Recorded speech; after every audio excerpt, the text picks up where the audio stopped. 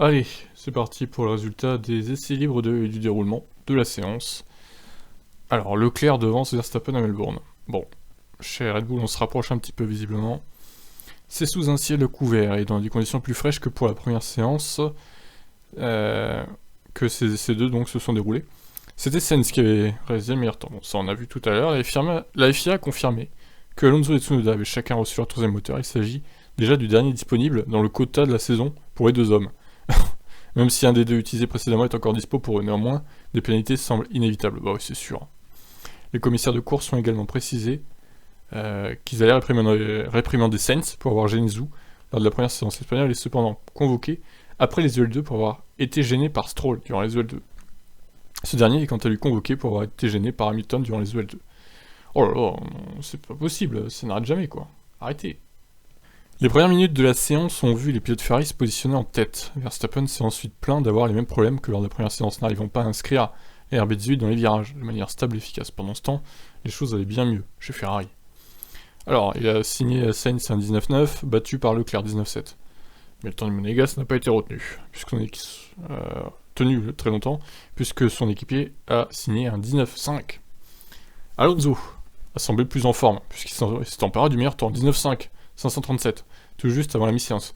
Mais Leclerc a répliqué immédiatement avec un 19-487. Ouais, bah on dit donc, ça chauffe, hein. Sainz s'était bien décidé à progresser et a repris la main, 19-376. Ocon a pris la 4ème place à 466 millièmes de Sainz, mais a directement été devancé par Verstappen pour 30 millièmes de seconde.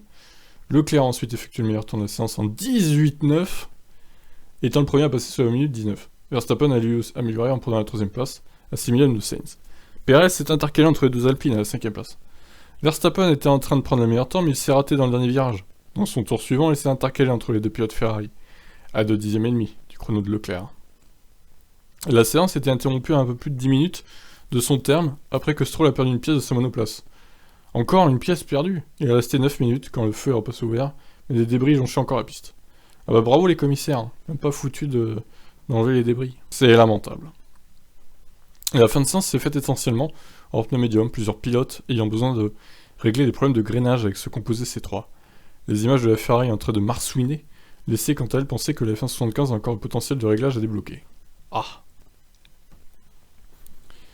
Ensuite, Leclerc boucle donc la première journée avec le meilleur temps devant Verstappen et Sainz, Alonso 4ème, Perez 5ème, tandis qu'Ocon confirme les bonnes dispositions de l'Alpine dans ce début de Grand Prix d'Australie. Putain ouais, Alpine, ils ont l'air chaud bouillant là, hein.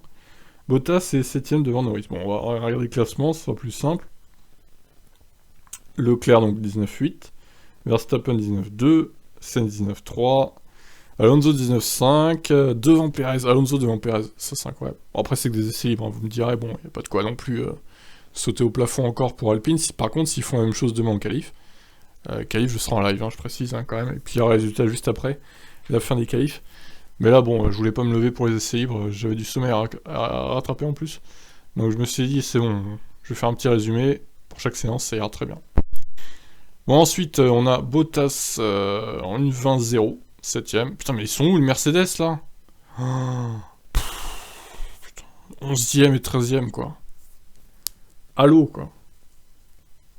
Quelle horreur. McLaren, ça a l'air de progresser un peu, quand même. D'après ce que je vois, ils sont dans le top 10 assez régulièrement. Mais Norris est encore devant Ricciardo quand même. Tsunoda 12ème, donc les deux Mercedes, Russell 11 et 13ème Hamilton. Oh, putain. Bon, Stroll 14, Zhou 15, Kevin Magnussen améliore un petit peu. Alors, As, honnêtement, As, ils ont pas l'air ouf hein, ce week-end. Hein. 16 et 18, wow. C'est moins bien que prévu, hein, beaucoup moins bien. Hein. Est-ce qu'ils seraient déjà pas en train de rentrer dans le rang chez As? Ça doit se demander, honnêtement. Étonnant, étonnant. Donc Latifi 19, toujours à sa place. Hein. Et Vettel n'a pas pu prendre part à cette séance, visiblement. Alors il y a une polémique, j'ai vu avec Vettel aussi, il aurait pris le scooter, il aurait pris un scooter, il serait allé sur la piste.